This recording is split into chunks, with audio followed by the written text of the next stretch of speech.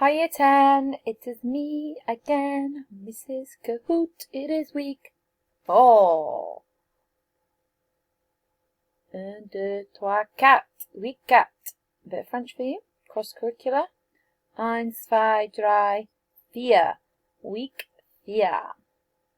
1, 2, 3, 4. 4. Anyway, it's week 4. We are going to look at SMART targets. We are going to look at goal setting, and we are going to look at the principles of training. So, acronym central today. Lots of different acronyms, which is actually quite a good way to learn a lot of information for PE. And we've talked before about how you can maybe make up your own, but these are textbook standard ones that you will see come up at the end of year 11 for your exam.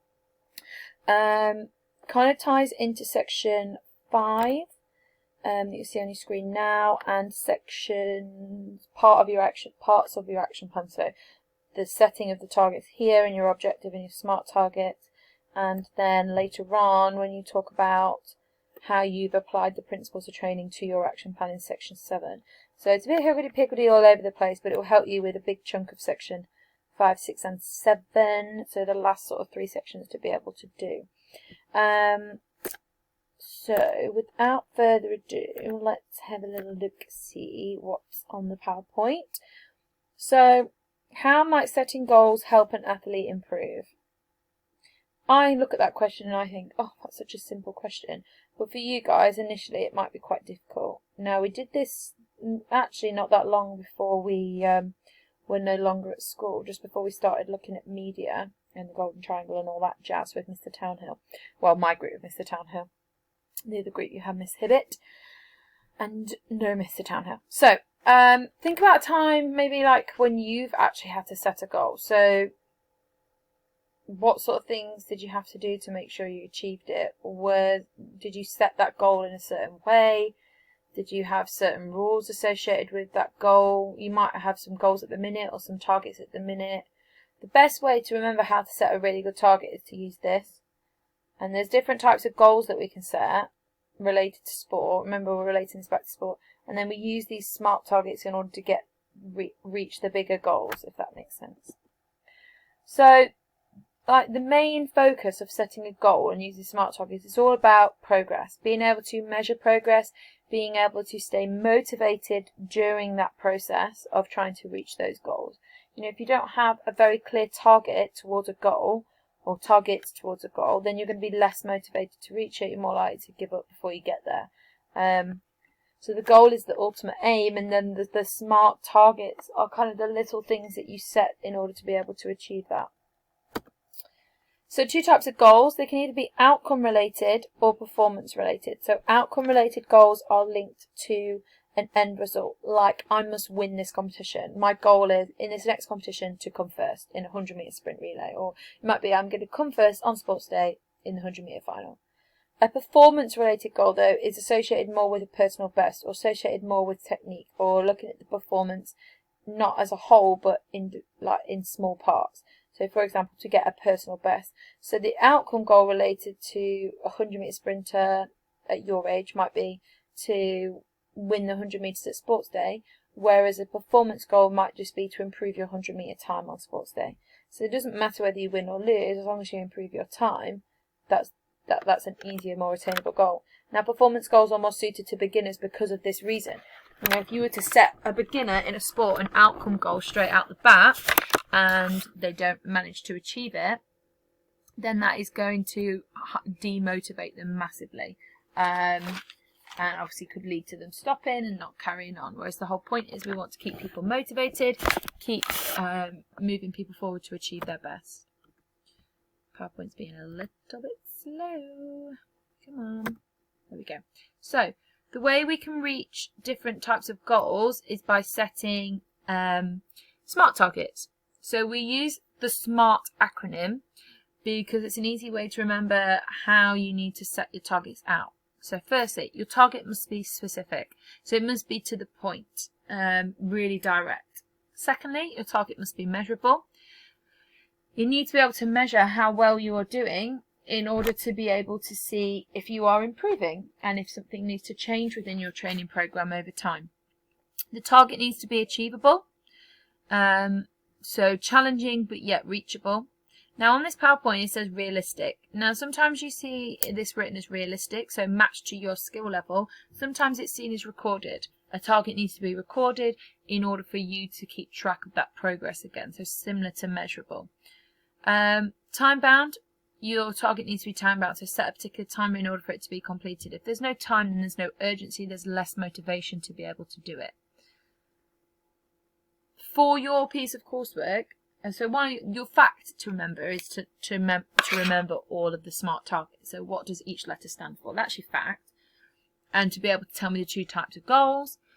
Your task this week links, like I say, to the section. Part of your coursework is to set a goal. So the objective is the goal. So by the end of the 6-week training program, you want to be able to place yourself at a certain level, county level. You want to be able to win a certain competition. You want to be able to, you want to have won the league with your football team or something like that.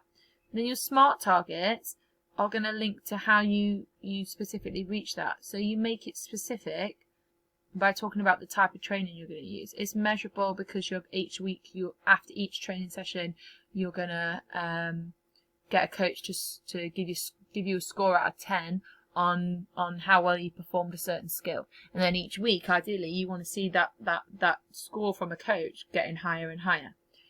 Time bound, you're going to set yourself maybe 6 weeks to achieve it. In terms of, so here, this gives you an example then. So Bobby is a 100-metre sprinter and he's set the following targets below using the SMART principle in order to optimise. Optimise is just another word for, like, make it the best it can possibly be. So if you don't know what optimise means, make it the best it can possibly be. So make his performance the best it could possibly be on the track. So specific, here's his SMART target that's specific. So to take 0.5 seconds off his personal best. Remember, that's a performance-related goal. Measurable, so he'll time his runs every training session for the next 5 weeks. So he's going to time his run each week in the training session. Ideally, over time, he would see that improve. Achievable, so him and his coach devised the training program around improving leg strength and power and reaction time for the start, which is all really, really important in order to take 0.5 seconds off his personal best.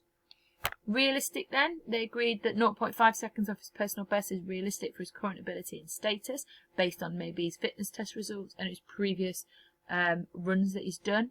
If you're going to change that to recorded, you could just put something, I'm going to record how well I perform each week in training, what the time I get in my runs, and he's also going to maybe record how he feels after each training session. Remember, that internal, intrinsic feeling of how you feel after a training session is still really important as a measurement of how well you're improving. Time bound then, we've agreed to do the training program 4 times per week for the next 5 weeks. So he's not just telling me how many weeks, he's telling me how many training sessions within that week. Basically, what Bobby has done here, this example that you're seeing on your screen, is what you need to do in your coursework. So you should have a whole section set out like this, but that is specific to you. So it won't say Bobby, it'll be you, and then your sport or whatever event you've chosen. So if you're a footballer, it would be football, following targets for football. For improving whatever skill you've decided, you need to pick one skill, remember. So your goal should be set around a skill that you've chosen based on what your weaknesses are, and then you set your targets from that. So it should all link together really nicely. Whatever you identify as your strengths and weaknesses, whatever you put in your objective really wants to be one of your weaknesses. You know, you don't want to say that your weakness, for example, in football is shooting and defending, and then you decide to create your training program on passing or dribbling, for example, because that's not what you've said you're bad at. Okay, so it needs to be one of your weaknesses. My other advice is that you don't have to actually carry out this training program. So if you put one of your weaknesses as dribbling, but your dribbling actually isn't that bad, that doesn't matter. If you know that's what you want to write your training program as, put it as a weakness so you can then talk about it. And my advice is choose a skill that you feel confident enough to talk about. So whether it's a weakness or not, say that it is a weakness, talk about it as if it was a weakness, if that's the skill that you know the best and you can talk about the best. I hope that makes sense to everybody. It needs to flow all the way through, so there shouldn't be any confusion within your coursework. It should be, here are my strengths, here are my weaknesses. Oh, that's one of his weaknesses. Okay, so what's his objective? Oh, his objective is to improve blah, blah, blah, blah, blah, which is one of his weaknesses. That makes sense. And your SMART targets are set around that as well. So that's it, really. I mean, I know we talked about, you know, why is it important to identify your strengths and weaknesses? Well, you need to be able to say, this is what I'm good at, this is what I'm bad at, this is what I need to create a training program about. If I just go out of this PowerPoint and go back to here. So in this section, section 5, so it says identify 4 strengths, 2 that are skills and 2that are components of fitness that you have in your sport. So you take 2 components of fitness that you think you're really good at and you say why. That's really important. Identifying why, explaining why. It might be that a coach has told you. It might be that your fitness test results indicate that you're really good at it. It might be that teammates have told you that you're good at it. It might be that your performance record shows that you're good. Whatever, but you need an explanation. And then identify 4 weaknesses, 2 skills, 2 components. Like I said, whatever you're going to put as a skill weakness, I suggest you choose something that you want to write about in your coursework that you feel confident enough to write about. It says here, use results from fitness tests to justify why it might be a strength or weakness. So I've told you, you need to explain why. That might be talking about coach, teammates, your overall performance, video playback that you've seen of your performance. It might be talking about the fitness test results. I don't mind if you stretch the truth slightly. So if you say that something's a strength because you saw a video playback of yourself but you didn't really see a video playback of yourself, the main thing is that that it flows, that it makes sense. So really you need to do that first, and each one needs its own paragraph and subtitle, and then you pick one of those skill weaknesses, you set an objective, and then you set your SMART targets from that. Next week we're going to look at this section here, so the exercises, drills and practices to create a plan. The last thing that I needed to go through with you today was principles of training. So there are some principles of training that need to be applied in order to be good. So we've got the SPORE principle. So whenever we're creating a training program, these are like rules. So if you take the word principles out and you change it to rules of training. So specificity is what the S stands for. So your training needs to be specifically towards your chosen sport or activity. Also to your level of fitness and the muscles that are required for that and the skill that are required for that sport. So not only specific to your sport, but then specific to you as well. So 2 different ways that the specificity needs to be applied to a training program. So if you're training for a weightlifting competition, it's no good going swimming every day. You need to concentrate on strength training in your arms and legs. Again, a little bit common sensey. It's important. One of your facts is to memorise that SPORE principle. Here it says the training for a shot put would be different for the training for a marathon runner. I would think that's a bit of a no-brainer. They require different levels of fitness. Progression then, so gradually increasing, that's what the P stands for, each exercise that you do, so making it harder each week. If you don't make it harder each week, then you're not going to see any gains. You know, if you just go for a 20-minute run each week, you're not actually going to improve your cardiovascular endurance. You're only going to improve it to a certain level. You're then just going to get really good at running for 20 minutes. Overload then. So this is where you increase again, similar to progression, but you're increasing the workload to the right level. So it's about, if you don't want to apply too much overload because then you run the risk of getting injured. Reversibility is where if you stop exercising, you're going to lose fitness. So it's the opposite of progressive overload.